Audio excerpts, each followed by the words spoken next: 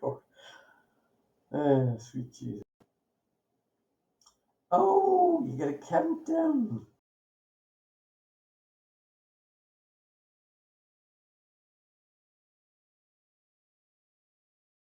Bienvenue, and of course, way I body that. Straight out the gate, you might have guessed, I've got no idea what I'm doing when it comes to YouTube videos, albeit I've worked in computing for 40 years, so I should really know what I'm doing. But anyway, I don't. I've managed to string together, or at least I hope I have, a little old video that should assist one, or you even, in fixing your BMW 6 Series, that's E64 or F12 soft top when it packs in. Because it's gonna, they all do, it's just a matter of time. This thing will be full of terrible edits, probably some outtakes, might have a laugh. Somebody will, I probably won't. I'll probably be very frustrated at the end of it, but anyway, what happened? Mine failed this afternoon, so we quickly ran out, fixed it, but we're under some significant pressure because it was about to piss down. I don't have a garage, so I had to do it very, very quickly, so the footage is terrible, but it should go some way to sort of giving you some ideas how you can go about fixing it yourself. Dead easy, really. Honest. Like I said, it failed. Now, historically, what normally happens is these things fail in the middle of something. So they never fail when it's closed, or they never fail when it's fully open. They're halfway through doing something, and it decides it's going to die. I might actually post that, now that I've thought about this a bit, which is great for me. I might post a follow-up to show you how to rescue the roof from a failed position. It's fairly straightforward, to be honest, but we'll see what happens with that. This has failed this afternoon in the halfway open position, and it was stuck. So your first remedy really is to turn the car off completely and just wait for it all to relax, and it'll relax into the easiest position for it. So if it's far enough forward, it'll fall forward. If it's far enough back, it'll fall back. You might, if it's falling backwards, have to lift the hood cover up. You know what I mean. Just to allow it to fall back into the storage compartment. But the message is, if it does fail and you need to get it into a drivable condition, just let it relax. So to do that, switch off the car. So what's happened today? It's failed.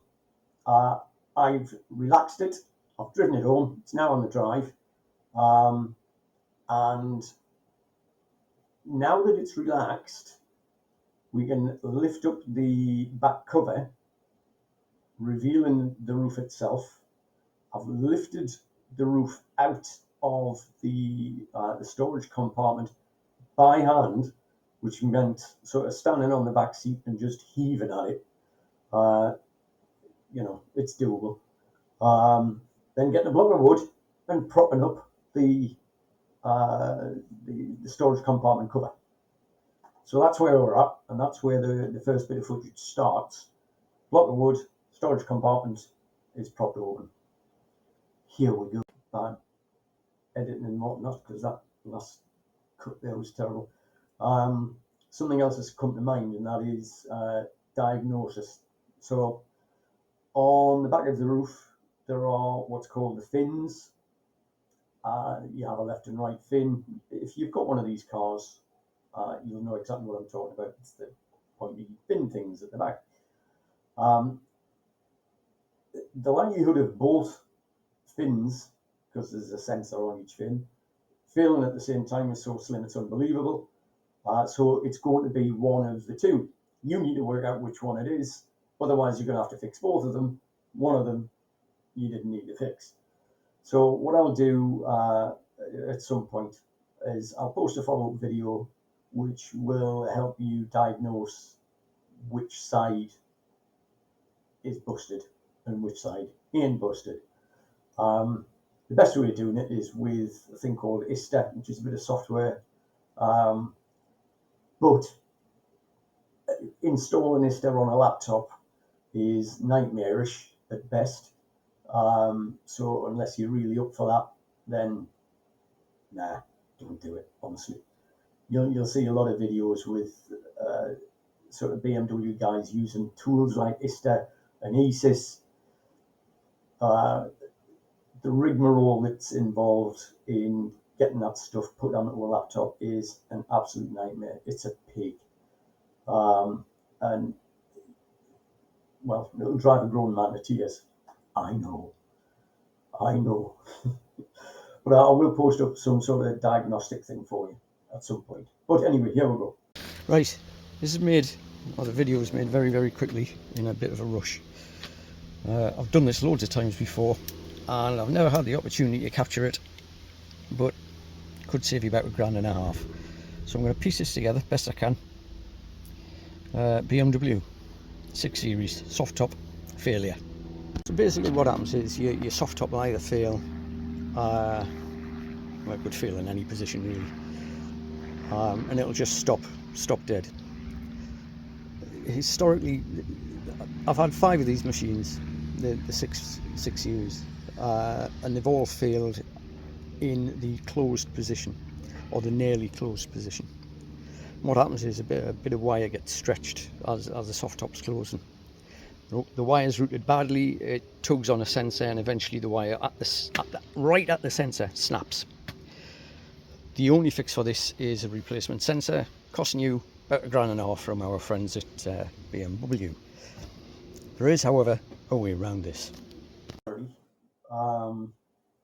On the cost of replacement. So the sensor, if you want to buy one of the sensors, they're about 190 quid.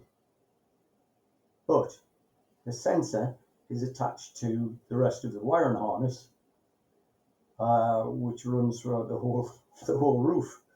So it's kind of bonkers to suggest that they'll sell you one of these sensors when you've got no way of attaching it to anything, because it's not an unpluggable device. It comes with a whole bloody harness attached to it. So it's kind of bonkers. So they will apparently sell you a sensor for about 190 quid, I think it is. What use that would be to you is anybody's guess. They will, however, run the repair, and again, the last time I checked, I'm sure it was around, it was somewhere between 1,500 and 1,500 quid to £2,000, something of that kind of ballpark. Onward. So with me behind the camera, hang on, ping. I've got this propped open. When it fails, turn the car off, give it a few seconds, everything will relax, all the pressure will be released from the pump that drives the soft top mechanism. Get the whole thing propped open, thus, and invariably you will find, and it's always been the left hand side, the sensor, which is there. So we'll just do that again so you know where it is. At the bottom of that short ram, where's my finger? There. That wire is being pulled to the point of the copper giving way inside the wire. So it might actually look like the wire's in one piece, but it isn't. The copper snaps inside the wire. Ultimately, the plastic will also snap, but that's the bugger there. It's a Hall effect sensor. If you buy the sensor on its own, it's about 190 quid. They're not simple. So it's not like you can make one or you could cobble together one. You can't. They're very complex little sensors. So there's 2 ways of doing this.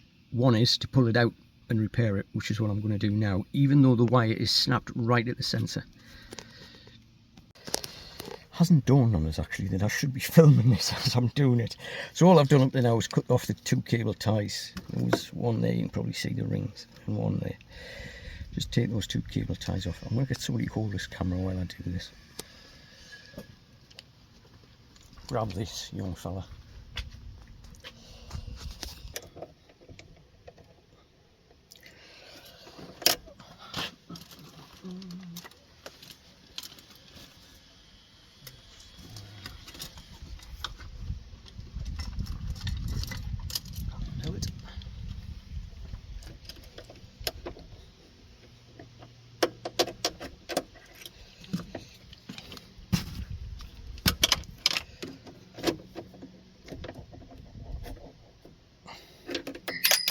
ping, don't lose that, you'll need it later.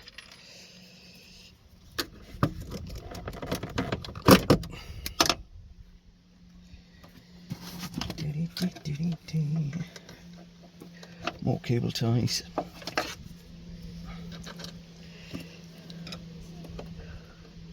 Whatever you do, don't cut through the high pressure pipes.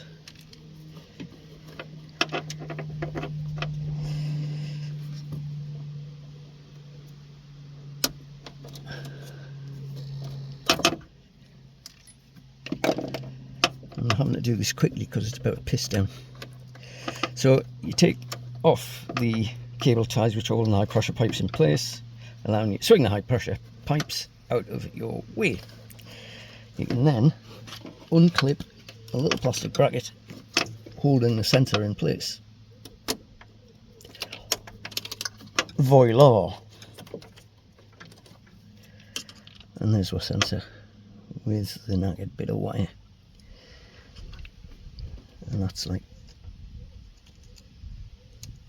proper buried in there. That's snapped right at the centre. That's been stretched to the point of break now, obviously. So I'm going to take this out and reattach the wire. It's not going to be pretty, but at least it will work. And I'm not spending £1.5 grand, £2 or whatever it now is at BMW.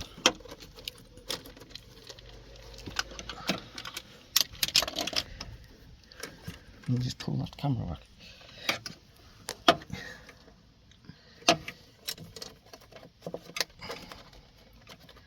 More cable ties in the way.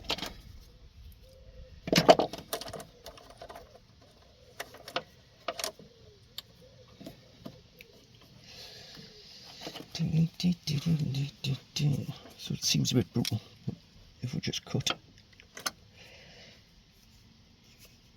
there, and we can join it again later.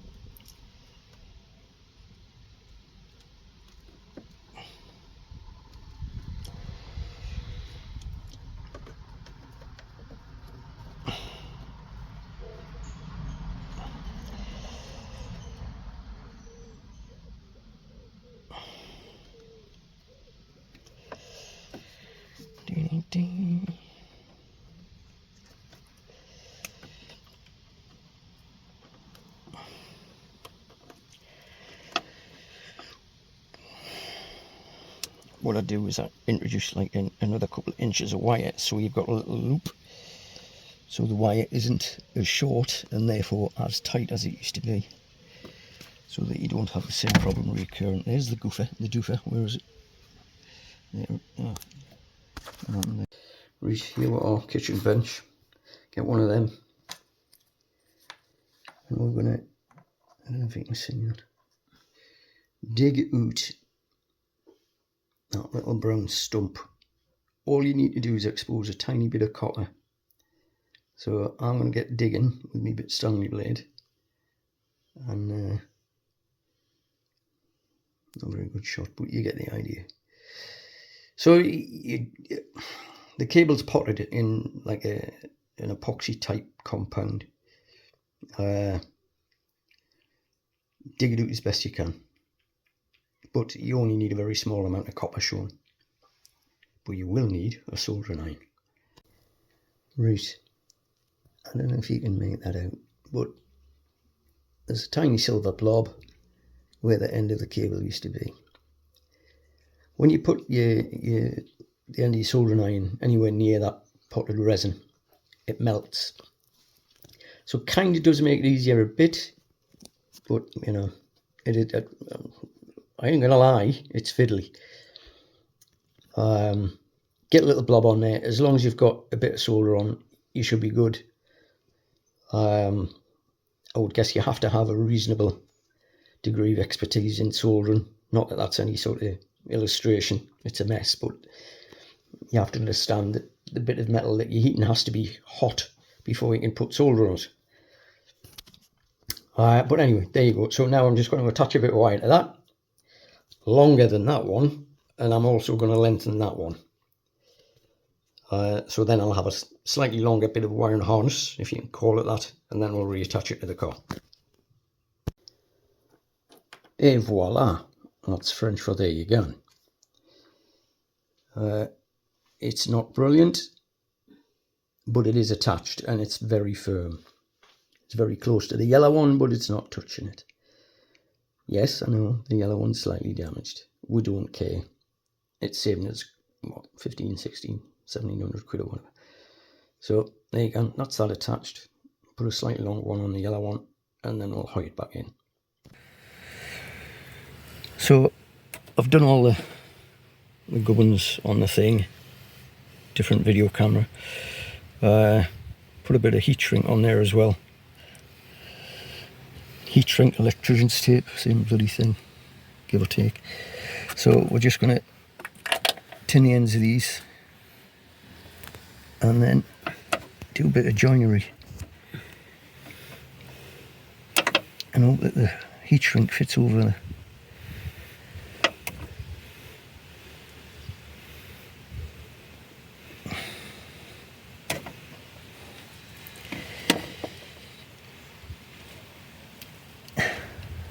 Oh, that's interesting.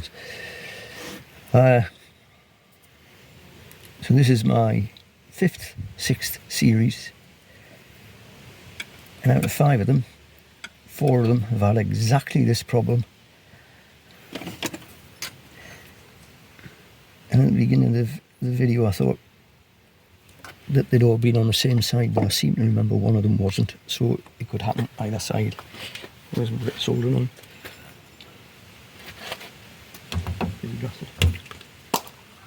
Did you gas it? No.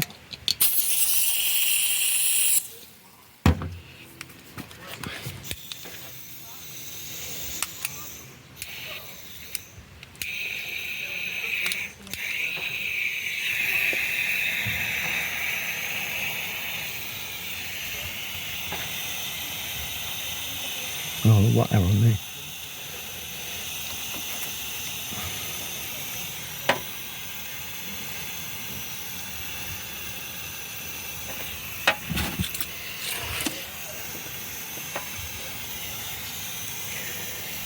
Now you would have thought that BMW would have spotted this as a problem and done something about it. But it looks like there's £2,000 repair bill or whatever it is. It's too good of a proposition for them to fix. So yellow is that one.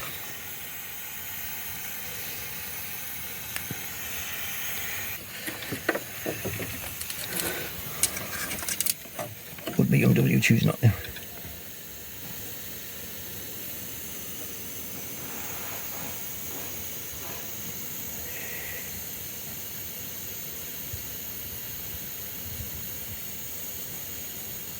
So that's nicely squeezed up with solder.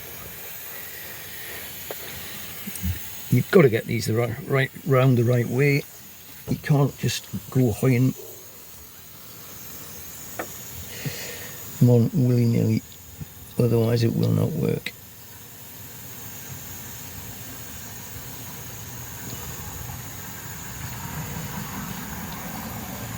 And in my case, you've got to try and get them so that you can get your bloody shrink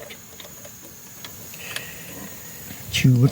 Oh, yeah, bastard. Your shrink tube away solder, which I don't think I'm going to be able to do.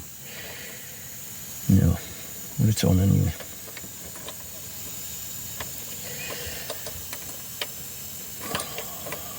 I'll be going to casualty later to get me 3rd degree burns sorted. Yeah, bastard.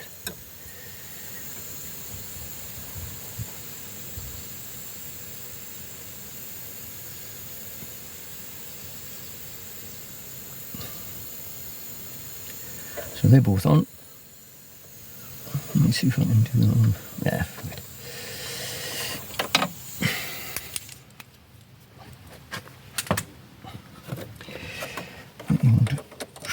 over one of them.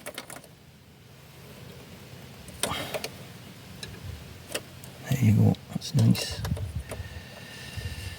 I'll have to trim that one back. Right, so I did go back and sort of redo that joint because it was a mess. So there we go. Wire's now longer. Joined still, thank God, where it snapped. And now it's just a case of getting the hall sensor, that, back in position. Position is critical and is governed by that bar going into that slot down there. Must go in or it will not work. So I'm just doing that. And obviously it's got to be the right way up. In this case, that way. I'm just seeing the video there, you can't actually see that. So that way.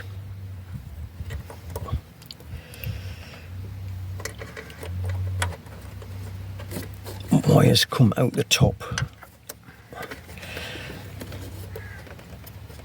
And that should just clip over the top there. It should.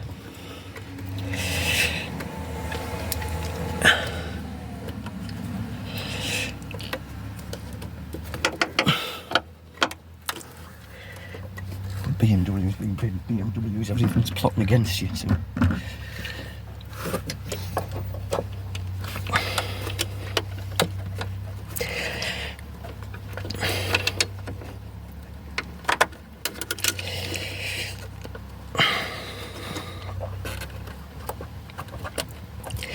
There we go. Ding. Nice convincing snap. Make sure there's no sliding up and down. It doesn't go flush, you can get that underneath it. That's fine. But you need to be sure that that locating bar is actually in the little trench that it sits in. And when we lift this back out into position,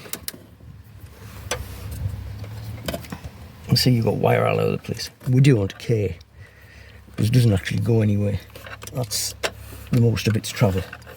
So we're going to clamp that down to there later. But the point is, I know it doesn't look brilliant, but it functions and it will not get snagged.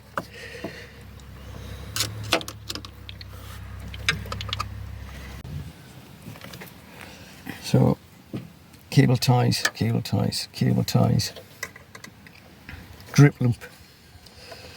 We just don't care, you know. It's it doesn't hit anything, it doesn't get in the way. It comes close, but it doesn't.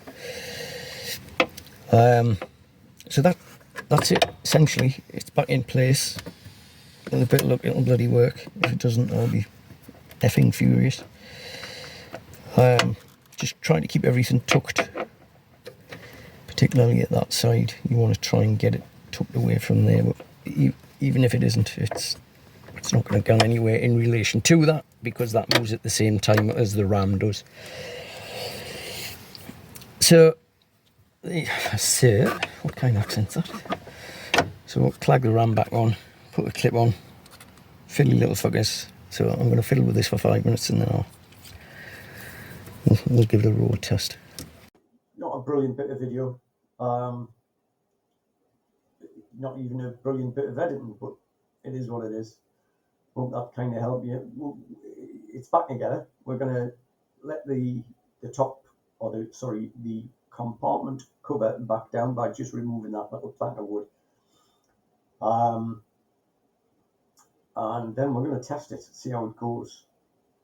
Right, so like for the first time doing these things, I've learned how these clips work on the rams. That their clip, they're a pain in the arse to get off, but they actually slide downwards. So if you slide it down and slide back up, it's a piece of piss, rather than doing what I did and flinging it across the car with a screwdriver. Alright, so there you go, top tip, folks.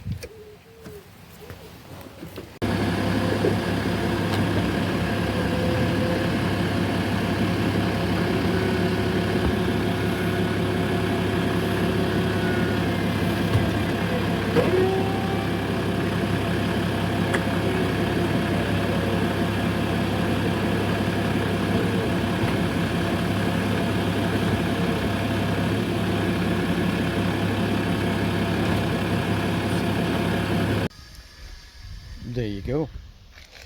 If I'd had everything ready, like soldering irons and whatnot, ready to go, that would have taken me about half an hour. But it's done. Worked straight away. Worked first time. Don't expect to get that lucky. It's not easy. It's quite fiddly, particularly the digging out of the potted compound stuff. But you know, it works. And the last 3 that I've done, so this is the 4th one with a fault, they worked until I sold them, which was, you know, went on for at least a couple of years in some cases. But other than that, got a lower 6 Series, probably the best car I've ever driven, and I've driven more expensive cars, particularly the M6.